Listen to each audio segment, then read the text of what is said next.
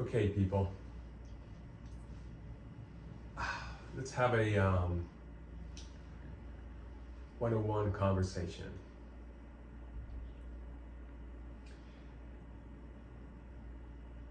Jean-Michel Basquiat, one of the greatest American artists,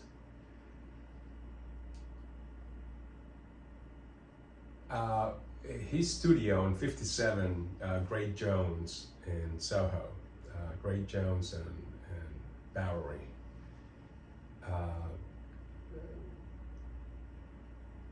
The famous studio that, where he sadly passed away.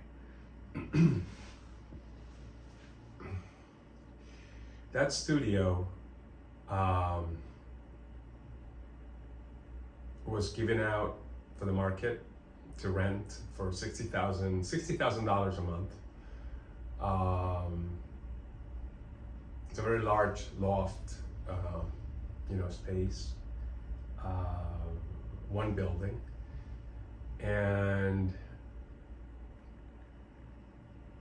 people somehow were very concerned about who would rent these,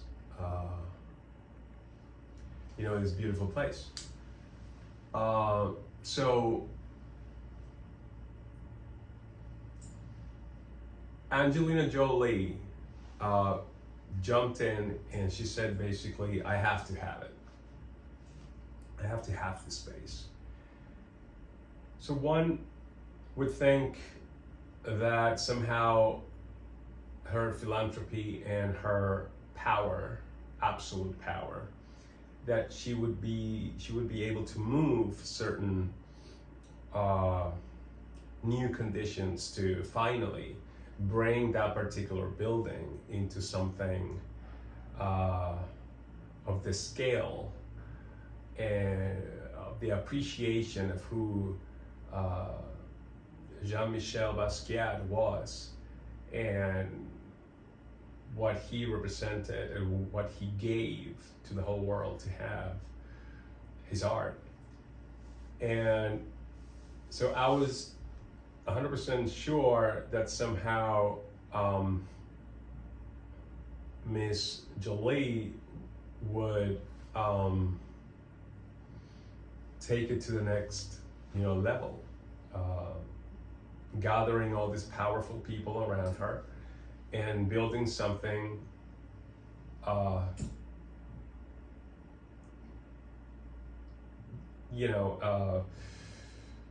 like a museum or something along those lines, like the Andy Warhol Museum in Pittsburgh, something like that. Because that's exactly what Jean-Michel deserves. So, to my surprise,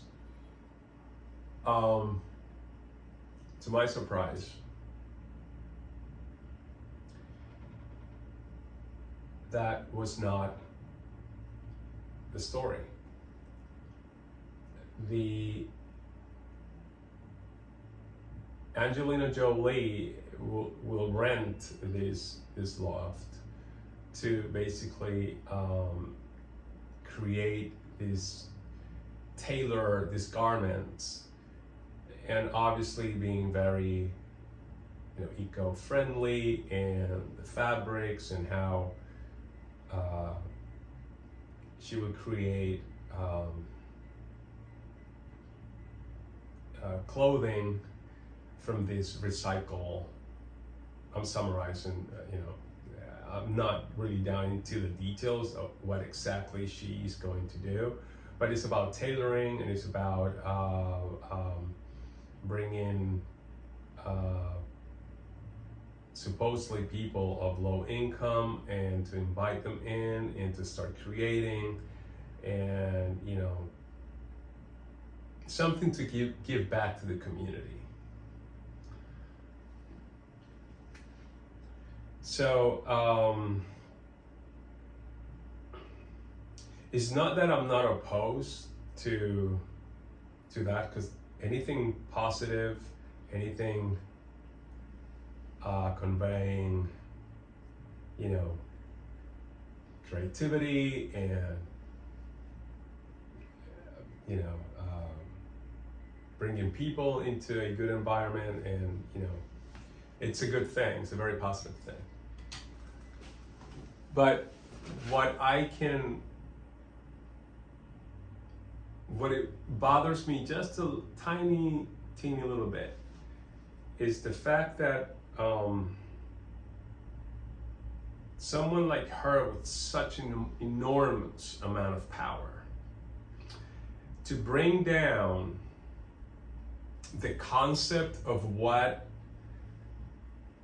the Jean-Michel signifies in the art world, you know, for the art world, to the art world in the United States and around the world.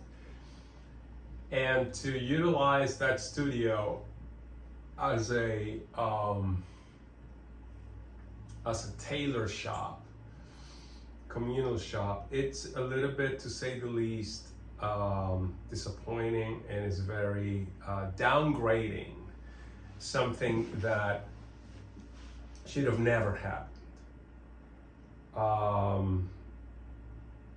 Thank God that it was only a lease, so who knows how long she would be renting that studio. But we have to understand, and we have to be conscious about who is in the house. And inside what I know and what you know, who's in that house, in that studio, is Jean-Michel's concept.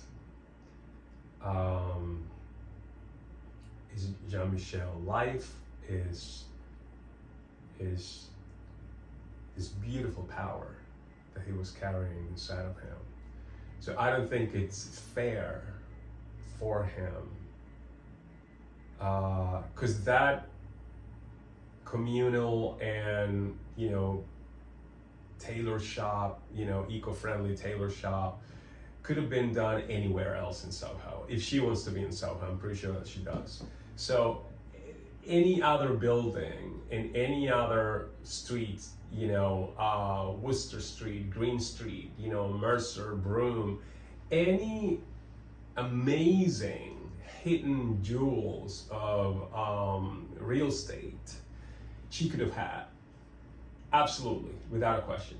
But she had to have, almost quoting her that she had to have that studio. And I can understand how, I can understand why someone like her would really have to have that kind of environment and energy once you step into that place, because of the power that he brought upon the space. But it's not fair for an intellectual mind and minds to try to understand that you are significantly downgrading the space. And I don't know if she's aware, I don't know if, I'm pretty sure that she's an amazing artist, you know, brilliant director. She's her own, you know, entity as an artist herself. So that really kind of bothers me even more, because to not really understand that it's about time, it's 2023, 2024, it's about time to give Jean-Michel Basquiat what he deserves. I mean, he has been in exhibitions in the New Whitney, everywhere, right? One of the toppest, you know, selling artists, you know, with a painting head for $110 million from this, I believe, Japanese art collector. So,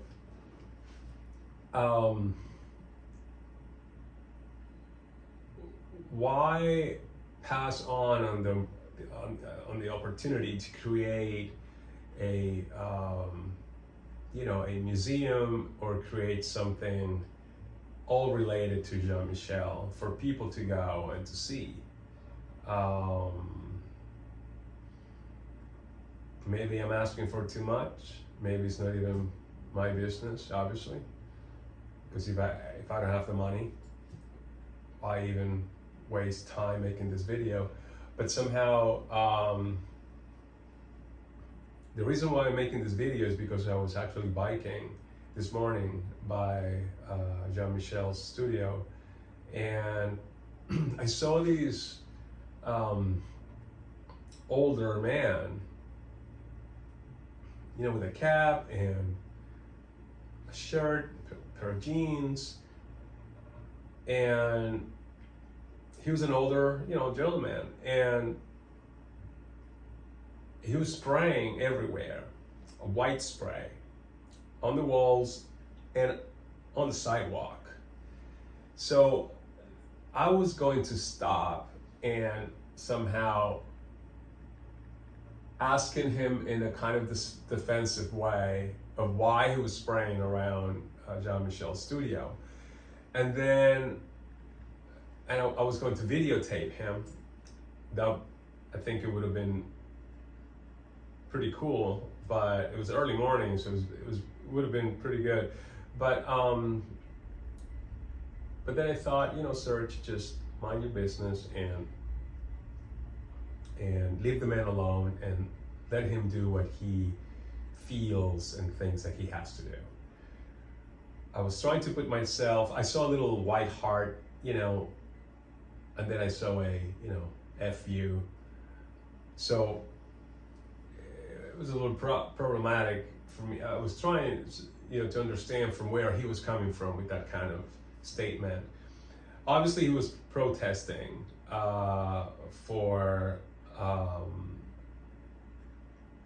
the destiny and fate of, Jean-Michel's, studio. So I'm assuming that he was there to add up to the graffiti and to whatever has been written, and maybe he was an artist himself, and maybe he felt that he had the right to spray everywhere, because maybe he even maybe hang out with him. See, I should have stopped and interviewed him or something like that. But I really wanted to leave the man alone. So maybe he had a long story, back in the 80s and 70s, and even maybe 60s. I mean, who knows?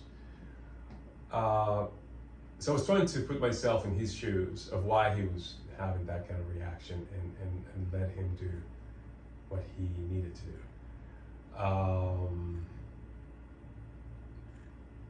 He wrote a whole phrase, but it was hard to read on the sidewalk, and but it was a kind of confronting graffiti for the landlord, or for everyone to read.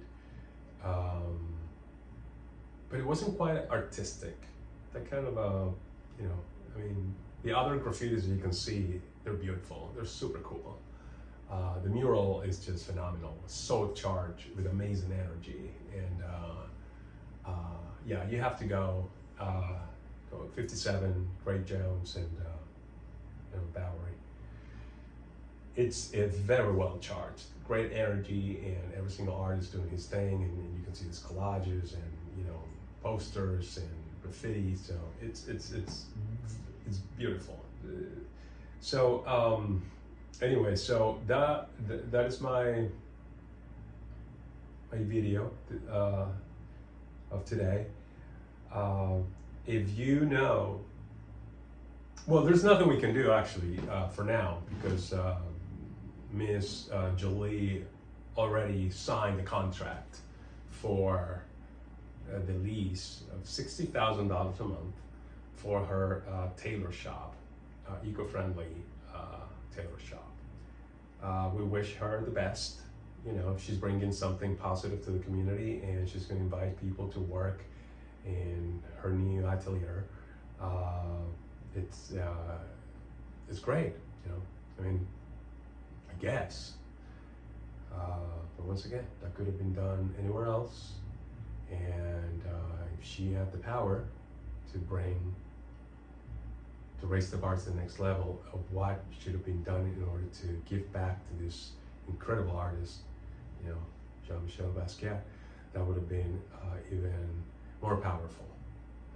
But I hope the next time, the next tenant will take it to the next level of achievement, because Jean-Michel, deserves as much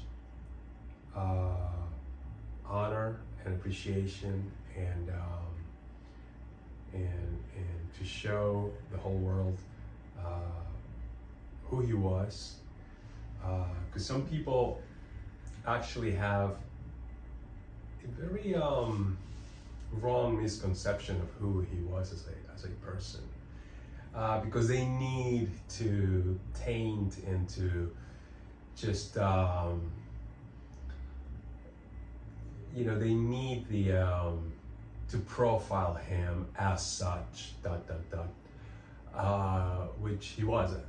The movie Basquiat from Schnabel was brilliantly well done, but Schnabel did not depict it, you know, Jean-Michel, as who he really truly was as a person, physically and internally.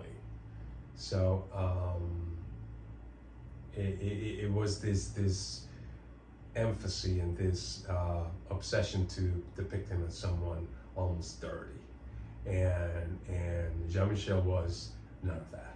He was an incredible, clean and precise, very well articulated person. Very young, very aware of his surroundings at the age of 18. So that's my opinion. That is in my opinion. I mean, many people, you know, would compare my art pieces to Jean-Michel, to Kandinsky, to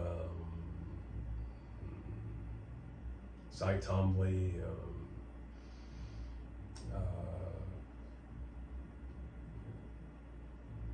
painter,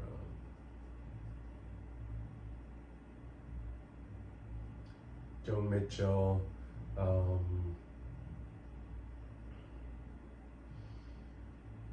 but my style that I created came from places that I wasn't even aware, and it took me a while to own it and to perfection it and to manipulate it and to make it evolve. I mean, it's well, that's another story. But anyways, I hope that you like this video, and if I have something else to say about this new beginning for Jean-Michel's studio, 57 Great Jones, Soho, I will upload, you know. I actually was thinking to go to the site this upcoming week and to just leave my mark there as well, because if he would have been alive and if we would have met in person, we would have been best friends, without a doubt. But anyways, you have a beautiful, wonderful weekend, and hope to see you soon.